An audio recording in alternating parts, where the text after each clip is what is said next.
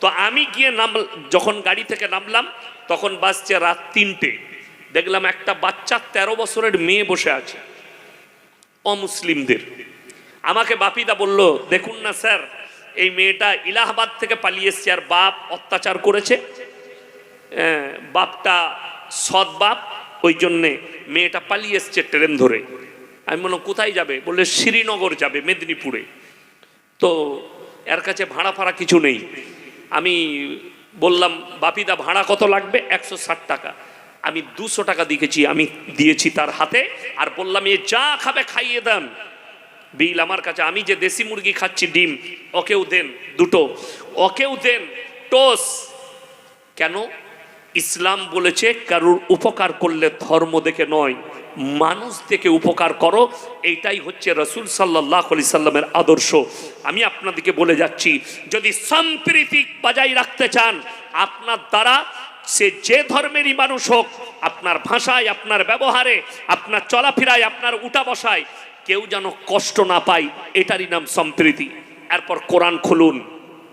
যারা বলছেন না, তার মানে এটা নয় যে তার পুজোর উৎসব হবে আপনি যোগদান করবেন, তার ঠাকুরের পুজো হবে আপনি যোগদান করবেন। কোরআনে কি আছে? আল্লাহ তাআলা কোরআনে বললেন লা ইলাহা উলাই ওয়ালা ইলাহা উলা। দুটো নৌকায় পা দিবে না তোমরা, একটা নৌকায় পা দাও।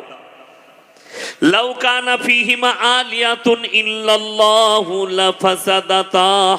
আমি আল্লাহ ছাড়া পৃথিবীতে আর একটা আল্লাহ হলে পৃথিবীতে বিভ্রাটার মারামারি সৃষ্টি হতো।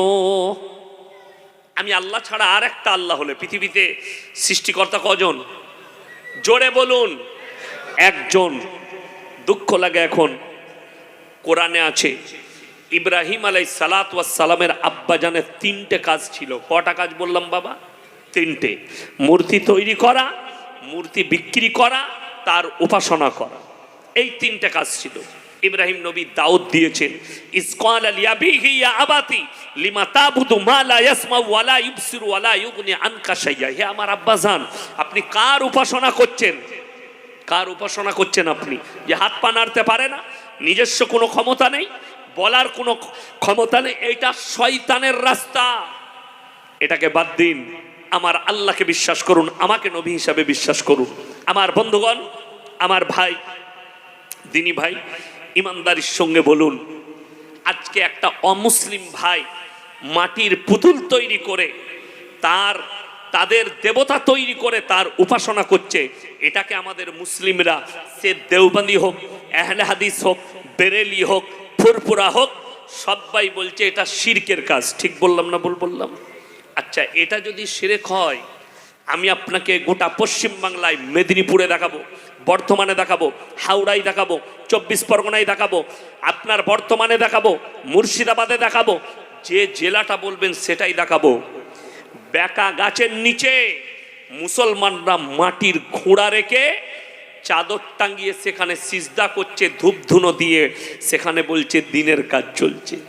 ঠিক বললাম না ভুল বললাম? যদি মাটির পুতুলটা হারাম হয়, শিরক হয়, তাহলে মাটির ঘোড়া রেখে সিজদা দেওয়াটা কি করে দিন হতে পারে? অবাক লাগে। আমি ইয়াসিন বেঁচে আছি না মারা গেছি? বেঁচে আছি। এখন যদি আমার কাছে কেউ, আপনাদের মধ্যে কেউ বলে হুজুর 100 টাকা দেন, পারবো না দিতে? কথা বলে না? পারবো, পকেট থেকে বার করে দিয়ে দেবো। আর না হলে বলবো এখন নেই, 50 টাকা লাও, 100 টাকা লাও, আমি যা হোক আপনাকে দিতে পারবো। আচ্ছা, আমি যদি এখন মারা যাই, তারপরে যদি আপনি আমার কাছে চান, পারবেন? পারবো আমি দিতে। কেন পারবো না? আমার ক্ষমতা শেষ। মুসলমান এইটা বুঝে যে আমার বাপ বেঁচে থাকতে তার কাছে টাকা চাইলে পকেট থেকে টাকা দিত, আমার বাপ মরে গেছে যখন ক্ষমতা নেই, তাহলে আমি ইয়াসিন মারা গেছে, আমার কবরে কি করে ছেলে চাইবি? কথা বুঝাতে পারলাম? আমি ইয়াসিন চলে গেছে, আমার কবরে কি করে সিজদা দিবি? বড় কষ্ট লাগে, দুঃখ লাগে। ওই জন্যই তো আমি আসতে ভয় করছিলাম। এই খড়গপুরের মাটিতে কিছুদিন আগে, কয়েক বছর আগে, একজন বড় আলেমকে বেজ্জতি করা হয়েছিল। তাহের হোসেন গায়াবিকে স্টেশনে বেজ্জতি করা হয়েছিল। আল্লাহ ওনাকে জান্নাতি করুক। সেই দিনে জলসা আমারও ছিল এখানে কোন এলাকায়। তারা আমাকে ট্রেনে চাপাতে গিয়েছিল। আমি বললাম মোটেই যেও না, ট্রেন আসুক আমি পালিয়ে যাই, তারপরে যাবে, নাহলে ও মাল্লা আমাকেও ধরবে। যাই হোক, হক বললে মানুষের হজম হয় না, বড় কষ্ট লাগে। শুনে যান, যে ইয়াসিন বেঁচে থাকলে দিত, মারা গেলে দিতে পারবে না। আমি যাত্রার দলিল দেবো না। শুনেলেন, আমাদের দেশে যতগুলো মাজার আছে মহিলারা যায় না? কথা বলবেন? যাই। আমি চ্যালেঞ্জ ছুড়ে বলে গেলাম, দুটো বড় মৌলবীর দলিল দিচ্ছি, ফতোয়া। একটা হচ্ছে বেরেলবি ভাইদের সব থেকে বড় মৌলবী আহমদ রাজা বেরেলবি, কিতাবের নাম ফতোয়ায়ে রিজবিয়া, খণ্ড নম্বর 24, পৃষ্ঠা নম্বর 497, করাচিতে ছাপা হয়েছে পাকিস্তানের। সেখানে তিনি লিখেছেন, মেয়েদের মাজারে যাওয়া তো দূরের কথা, নিয়ত করাটাও হারাম। मजार में जाना तो बड़ी दूर की बात, अगर कोई औरत नियत भी कर ले ये भी हराम है। ये किसने लिखा? अहमद रजा बेरेलवी ने। একটা গেল। দাদা হুজুর পীর কেবলা রহমতুল্লাহ আলাই ফুরফুরার যদি কোনো ভক্ত ভাই থাকেন, কাল সকালে ফোন করবেন, নাহলে এখন যদি আপনার কোনো হুজুর ফোন তুলে তা ফোন করুন। দাদা হুজুরের ওসিয়তনামায় লেখা আছে ফতোয়ায়, মেয়েদের মাজারে যাওয়া হারাম। এটা কোনো আমাদের মৌলবি নয়, দুজনের ফতোয়া বললাম। এরপর চলুন, মাজারে যাচ্ছে তাহলে কে? বড় কষ্টের বিষয়। বলছে আমি দাদা হুজুরকে ভালোবাসি, বলছে मैं मसलक आला हजरत को मानता हूँ लेकिन उनका फतवा नहीं मानता। अपने बीबी को ले जाके, আমি অবাক হয়, আমাদের দেশে কোন একটা মেয়েকে কোন একজন গুটকাখোর জিলাপি হুজুর উনি বলে দিয়েছেন, বলছে বাবা আমার 3 বছর থেকে ছেলে হচ্ছে না। বলছে চিন্তা নেই, 3 দিন পাথর চাবড়ির মাজারে শুয়ে যাও। সালা মাজারে 3 দিন শুয়ে থাকলে ছেলে হবে? আমরা শুনেছি স্বামীর পাশে শুলে ছেলে হয়, এই বলছে মাজারে শুগা ছেলে হবে। যা বুঝে করগা। অবাক লাগে, বড় কষ্ট লাগে। আমার কাছে বায়ান আছে, সেই মাল আপনাদের খড়গপুরেও বায়ান করে গেছে, এই মেদিনীপুর ভগবানপুর এলাকায়। আলিফ ভাইয়ের মিডিয়াতেও তার বায়ান আছে, আমি তার নাম উচ্চারণ করব না। সে এইরকম মোটা পাগড়ি, কি বুঝলেন, ইসলামপুরে বায়ান করছে।